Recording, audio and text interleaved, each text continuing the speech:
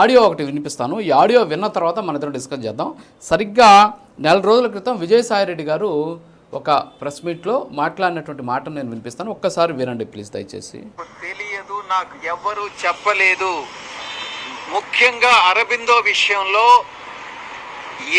వాళ్ళ వ్యాపారానికి సంబంధించి నేను నా యొక్క కుమార్తెను వాళ్ళ కుటుంబంలో ఇచ్చానే కానీ వాళ్ళ ఆర్థిక లావాదేవీల్లో కానీ వాళ్ళ వ్యాపారాల్లో కానీ నేను ఎప్పుడూ కూడా జోక్యం చేసుకోలేదు, ఇప్పుడు చేసుకోను, భవిష్యత్తులో కూడా చేసుకోను.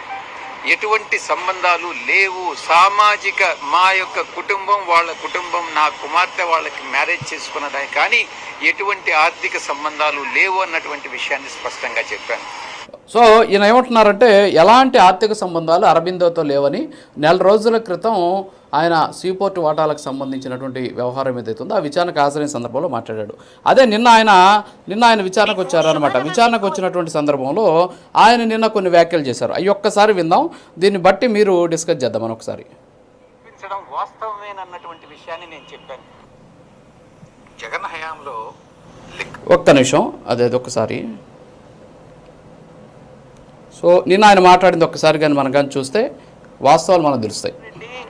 సజ్జల శ్రీధర్ రెడ్డి ముగ్గురు నా దగ్గరికి వచ్చి మేము వ్యాపారం చేసుకుంటాం, ఒక 100 కోట్ల రూపాయలు అప్పిప్పించండి మీ అరబిందో కంపెనీ చేత అన్నప్పుడు నేను అరబిందో శరత్ చంద్రారెడ్డికి రికమెండ్ చేసి 100 కోట్ల రూపాయల్లో 60 కోట్ల రూపాయలు అడానికి, ఒక 40 కోట్ల రూపాయలు డీకాట్ అనే కంపెనీకి 12% సంవత్సరానికి వడ్డీ చొప్పున నేను రికమెండ్ చేసి ఇప్పించడం వాస్తవమేనన్నటువంటి విషయాన్ని నేను చెప్పాను. ఇప్పుడు 2 ఆడియోలు విన్నాం చిన్నపరెడ్డి గారు. ఒక దాంట్లో ఏమో అసలు అరవిందోకి నాకు సంబంధం లేదు, వాళ్ళ ఆర్థిక వ్యవహారాలు నేను ఎప్పుడు కూడా జోక్యం చేసుకోలేదని ఇదే విజయసాయిరెడ్డి గారు నెల రోజుల క్రితం చెప్పారు.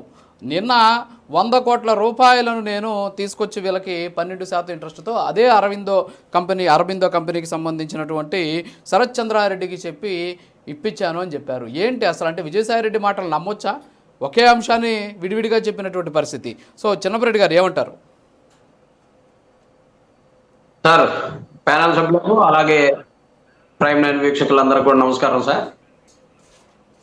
నిన్న విజయసాయి రెడ్డి గారు ఒక కేసుకు సంబంధించి హాజరవటం జరిగింది సార్. ఆ సందర్భంలో మీడియా మిత్రులు అడిగినటువంటి దానికి ప్రెస్ కాన్ఫరెన్స్ ఏర్పాటు చేసి మాట్లాడటం జరిగింది. అక్కడ మాట్లాడినటువంటి మాటలన్నీ కూడా ఎవరో రాసిస్తే ఆ స్క్రిప్ట్ ని చదివినట్టుగా, ఎవరెవరిని ఇరికించాలో దానికి కావాల్సినటువంటి బ్యాక్గ్రౌండ్ మ్యూజిక్ అంతా స్టార్ట్ చేసినట్టు కనపడింది. కానీ అక్కడ విజయసాయి రెడ్డి గారు ప్రత్యేకంగా దాని గురించి అంతగా నొక్కి చెప్పడానికి కారణం ఖచ్చితంగా రాజు కసిరెడ్డి అనే అతని మీద ఆయనకున్నటువంటి ద్వేషం ఒకసారి కనపడింది. అలాగే విజయసాయి రెడ్డి గారు వచ్చిందండి ద్వేషం. పాపం 100 కోట్లు అప్పు తీర్చాడు కదా, మరి అడాన్ కంపెనీ అదే రాజు కసిరెడ్డిది 60 కోట్లు తీర్చాడండి అప్పు. పాపం ఎందుకని అంత కసి ఉంటుంది ఆయనకి? మరి అవును సార్, వ్యాపారం చేసుకునేటప్పుడు ఎవరికైనా కావాలంటే ఎవరైనా తెలిసిన వాళ్ళు ఉంటే లోన్లు ఇప్పించటం అదేం తప్పు కాదు కదా సార్. 12% వడ్డీకేగా ఇప్పించింది, వ్యాపారానికి ఇప్పించారు. దాని మీద ఆయన కసి పెంచుకొని వైఎస్ఆర్ కాంగ్రెస్ పార్టీ మీద కసి పెంచుకోనో లేకపోతే రాజు కసిరెడ్డి మీద కసి పెంచుకుంటేనో అది అయ్యేది కాదు. ఈ కూటమి ప్రభుత్వానికి సరెండర్ అయిపోయి కూటమికి కావాల్సినటువంటి ఎప్పుడైతే డైవర్ట్ పాలిటిక్స్ అవసరమో, ఏ ప్రెస్ మీట్ అవసరమో దానికి తగ్గట్టు మాట్లాడుతూ ఉంటారు. ఈ రోజు రాష్ట్రంలో 99 పైసలకి ఎకరాలు 100 కోట్ల రూపాయల ఎకరాలు కూడా 1000 ఎకరాలు రాసిచ్చేటటువంటి పరిస్థితిని మనం చూస్తా ఉన్నాం. అవన్నీ కూడా ప్రజల దృష్టికి చేరకుండా ఉండాలంటే ఏం చేయాలి? ఉన్నాయి లేని అన్ని కలిపేసి ఎవరో ఒకళ్ళతోటి ఒకరు జగన్మోహన్ రెడ్డి గారికి సంబంధించినటువంటి విషయాలు ఏదొచ్చినా కానీ మీడియా అంతా కూడా అలర్ట్ అయిపోయి చేస్తా ఉన్నటువంటి పరిస్థితి. అందులో భాగంగానే జరిగిందని నేను అనుకుంటున్నాను. కానీ మీరు చూపించినటువంటి 2 ఆడియోలు కూడా మరి విరుద్ధంగా ఉన్నాయి. మరి అంత నిజాయితీగా నికార్సుగా చెప్పిన మాటలే ఉంటే మరి ఈ రకంగా ఎప్పుడు ఏ రకమైన వంట అవసరమైతే ఆ రకమైన వంట వండటానికి వడ్డించేవారు వేరే చోట ఉంటారు. వారు ఆడిస్తా ఉంటారు, వీరు ఆడుతూ ఉంటారు.